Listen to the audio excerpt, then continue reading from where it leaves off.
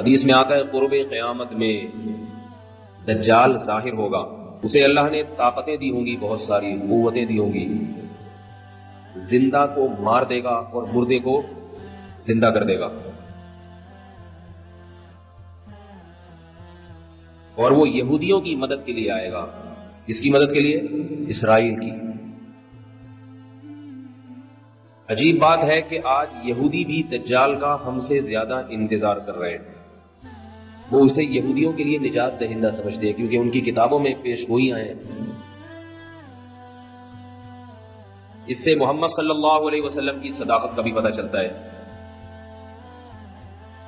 کہ آپ صلی اللہ علیہ وسلم کی پیش گوئیاں ایسی پیش گوئیاں بھی ہیں جن کو غیر مسلم بھی تسلیم کرتے ہیں۔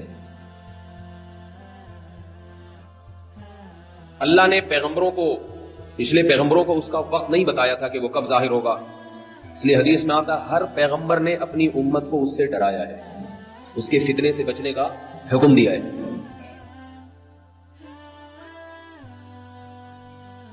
لیکن محمد صلی اللہ علیہ وسلم کے دور تک وہ نہیں آیا، یہ اس کی علامت تھی کہ وہ کس امت میں ظاہر ہوگا؟ محمد صلی اللہ علیہ وسلم کی امت میں۔ اس کا فتنہ ہوگا کیا؟ وہ ایسے طاقت اور قوت کے کرشمے دکھا کر اپنے خدا ہونے کا دعویٰ کرے گا۔ سمجھ رہے بات کو کہ نہیں سمجھ رہے؟ جو ظاہر پرست لوگ ہیں، اور ہوگا کانا۔ حدیث میں آتا ہے کہ خدا کانا نہیں ہو سکتا، اللہ تو ہر عیب سے پاک ہے۔ یہ عجیب بات آپ کو بتاؤں کہ جو گمراہ لوگ ہوتے ہیں وہ کسی کی ایک صفت کو دیکھتے ہیں، اس کے ہزاروں عیوب کو نہیں دیکھتے۔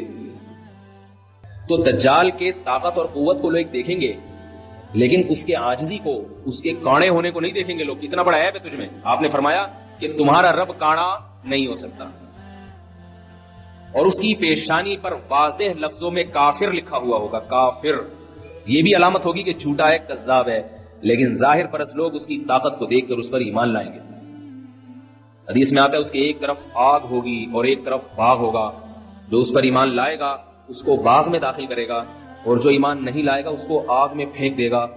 آپ صلی اللہ علیہ وسلم نے فرمایا جو آگ ہے حقیقت میں وہ جنت کا باغ ہے، اور جو باغ ہے حقیقت میں وہ آگ ہے۔ آپ صلی اللہ علیہ وسلم نے فرمایا جمعہ کے دن سورہ کہف پڑھنے والا دجال کے فتنے سے محفوظ رہے گا۔ دجال آئے گا کیوں؟ یہودیوں کی مدد کے لیے۔ کس دور میں آئے گا؟ جس دور میں حضرت مہدی ظاہر ہوں گے۔ سمجھ رہے نہیں سمجھ رہے بات؟ اور دجال کو قتل کون کرے گا؟ مسلمانوں میں طاقت نہیں ہوگی دجال کو قتل کرنے کی، اس کی طاقت اور قوت کی بنا پر۔ آپ صلی اللہ علیہ وسلم نے فرمایا، روایات میں آتا ہے عصر کی نماز کا وقت ہوگا، حضرت مہدی شام میں، جہاں آج بڑی لڑائیاں ہو رہی ہیں، اللہ تعالیٰ مسلمانوں کی مدد فرمائے، شام کی مسجد میں دمشق میں حضرت عیسیٰ، حضرت امام مہدی وہ امامت کے لیے عصر کی نماز میں کھڑے ہوں گے مصلی پر۔ اچانک جب اقامت سے فارغ ہوں گے دیکھیں گے کہ آسمان سے حضرت عیسیٰ ابن مریم علیہ الصلوۃ والسلام فرشتوں کے کندھوں پر ہاتھ رکھ کے نیچے کی طرف نازل ہو رہے ہیں۔ یہ بات یاد رکھیے، یہ بات قرآن سے بھی ثابت ہے، صحیح احادیث سے بھی، کہ حضرت عیسیٰ علیہ السلام پر موت واقع بولو بھائی نہیں ہوئی ہے۔ اور رسول اللہ صلی اللہ علیہ وسلم نے فرمایا جب حضرت عیسیٰ علیہ السلام نازل ہوں گے قرب قیامت میں تو حضرت مہدی ان کے اکرام میں مصلی ان کے لیے خالی کر دیں گے۔ حضرت مہدی حضرت عیسیٰ کے لیے مصلی خالی کر دیں گے کہ آپ نماز پڑھائیں۔ اس سے پتہ چلتا ہے کہ اگر کوئی بزرگ آئے تو امام کو چاہیے کہ اس کے اکرام میں، اگر وہ بزرگ امام سے اوپر والے مرتبے کا ہے، اس کے اکرام میں اس کو نماز کی پیشکش کرے کہ آپ نماز پڑھائیں۔ حضرت عیسیٰ علیہ السلام اس پیشکش کو مسترد کر دیں گے اور کہیں گے کہ اس کام کے لیے اللہ نے تمہیں ہی منتخب کیا ہے۔ کیوں؟ اس لیے کہ حضرت عیسیٰ اگر امامت کر لیتے تو یہ اس کی علامت ہوتی کہ محمد صلی اللہ علیہ وسلم کی بجائے اب حضرت عیسیٰ علیہ السلام اس امت کے نائب ہیں۔ اس میں اشارہ کر دیا کہ نہیں، اس امت کے امام اب بھی محمد صلی اللہ علیہ وسلم ہی ہے اور انہی کے امتی ہی امامت کریں گے۔ بتا دیں گے میں امامت کرنے کے لیے نہیں آیا۔ پھر کیوں آئے بھائی؟ کیوں آئے؟ یہودیت سے انتقام لینے کے لیے۔ سمجھ رہے ہیں بات کو؟ اور اس امت کو اللہ نے جو کام دیا ہے لِيُظْهِرَهُ عَلَى الدِّينِ كُلِّهِ، کہ یہ دین تمام ادیان پہ غالب آ جائے، اسلام کی حکومت پوری دنیا پہ قائم ہو جائے، اس دین کی تکمیل میں چونکہ سب سے بڑی رکاوٹ یہودی ہے، لہذا اس یہودی کے خلاف علم جہاد بلند کرنے کے لیے یہ پیشگوئیاں محمد صلی اللہ علیہ وسلم 1400 سال پہلے کر رہے ہیں. اور آج اگر دنیا کے حالات دیکھیں، آپ دنیا کے حالات دیکھیں تو آج زمینی حقائق بتا رہے ہیں کہ اسلام کا سب سے بڑا دشمن کون ہے؟ اسرائیل ہے، جو امریکہ کو استعمال کر رہا ہے اپنے مفاد میں، برطانیہ اور امریکہ کو، اور امریکہ اسرائیل کے مفاد میں استعمال ہو کے اپنے آپ کو بھی برباد کرتے چلے جا رہے ہیں.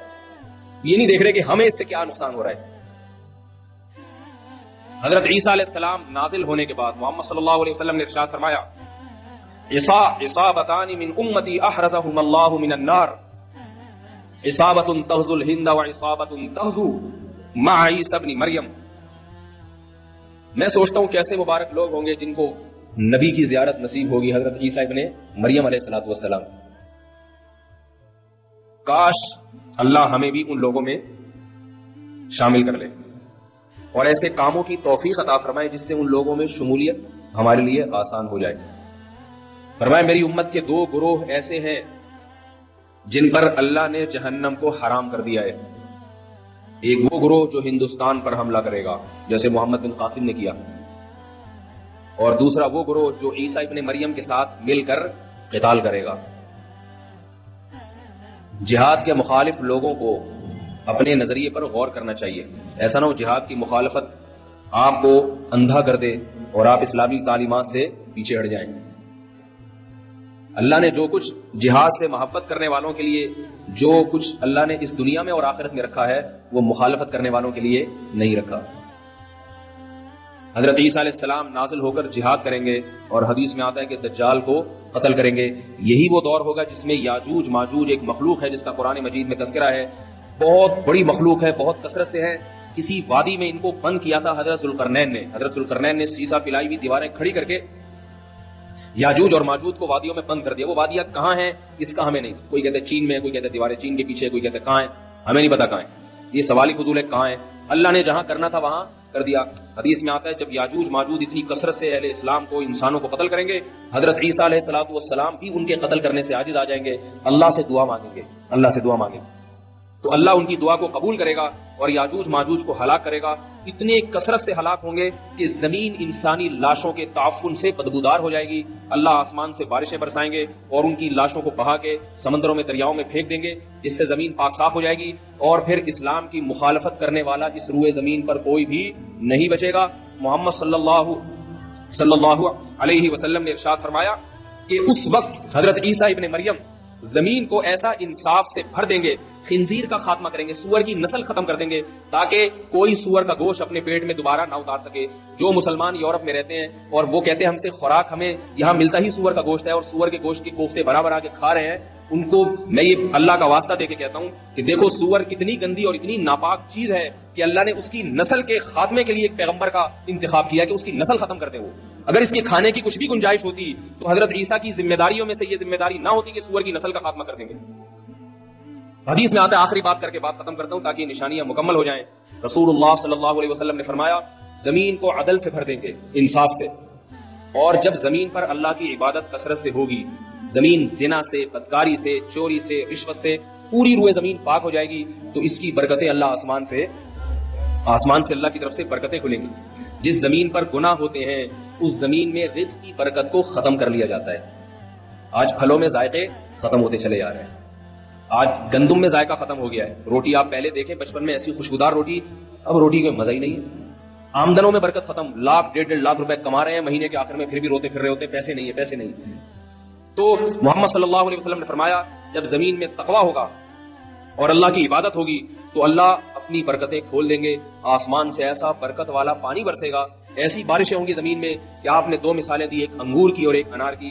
فرمایا انگور اتنے بڑے بڑے پیدا ہوں گے کہ ایک انگور کے دانے کو نچوڑ کے کئی لوگ گلاس بھر بھر کے سیراب ہو جائیں گے، اس سے اتنے بڑے بڑے انگور پیدا ہوں گے. اور فرمایا انار اتنے بڑے بڑے پیدا ہوں گے کہ انار کے چھلکے کو لوگ سائبان کے طور پہ استعمال کریں گے. انار کا چھلکا باقاعدہ چھتریوں کی طرح بڑا ہوگا. انار کتنا بڑا ہوگا، اس کے دانے کتنے بڑے بڑے. یہ اللہ کی طرف سے انسانوں پہ رزق برسے گا. کیوں برسے گا؟ کہ انسان تقوی والی زندگی پر اور حلال والی زندگی پر آ جائے. یہ کام تو میرے بھائی حضرت عیسیٰ کے زمانے میں ہوگا اور انشاءاللہ ہو کے رہے گا. تو اللہ تعالیٰ ہمیں ان خوش نصیبوں میں شامل کرے جو حضرت عیسیٰ ابن مریم کی زیارت کریں گے اور ان کے ساتھ مل کر لڑیں گے، اور اگر بالفرض یہ ہماری زندگی میں مقدر نہیں ہے تو اللہ ہمیں وہ کام کرنے کی توفیق عطا فرمائے جس کام کی تکمیل اللہ حضرت عیسیٰ کے ذریعے کریں گے، ان کاموں کی توفیق عطا فرمائے، تقوی اور طہارت والی زندگی کی اللہ ہمیں توفیق عطا فرمائے تاکہ ہمارے رزق میں بھی برکت ہو۔